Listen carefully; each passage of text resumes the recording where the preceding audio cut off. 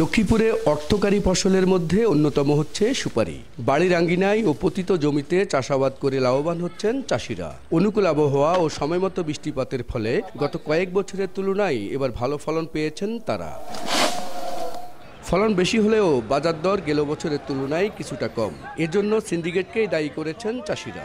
আমরা বিক্রি করতেছি 110 টাকা থেকে 120 টাকা, হাই 150 টাকা। সুপারির উৎপাদন অনেক বেশি হয়েছে। বেশি হওয়ার কারণে আমরা যারা বাগানি রয়েছি তারা দাম একটু কম পাচ্ছি।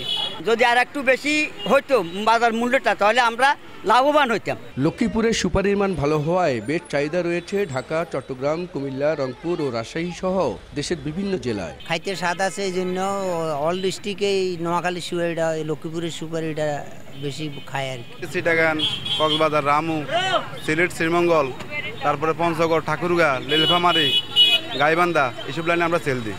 সুপারির জাত উন্নয়নে গবেষণা কেন্দ্র স্থাপনের পাশাপাশি চাষিদের মাঝে উন্নত জাতের চারা বিতরণ করা গেলে সুপারির উৎপাদন আরও বাড়বে বলে জানান এই কৃষি কর্মকর্তা। উৎপাদন লক্ষ্যমাত্রা নিয়েছি 40,000 হেক্টর।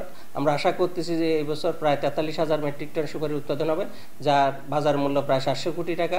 কৃষি সম্প্রসারণ অধিদপ্তরের তথ্য মতে চলতি বছর জেলায় 7,245 হেক্টর জমিতে সুপারির আবাদ হয়েছে। মাজহারুল আনোয়ার টিপু, সময় সংবাদ, লক্ষ্মীপুর।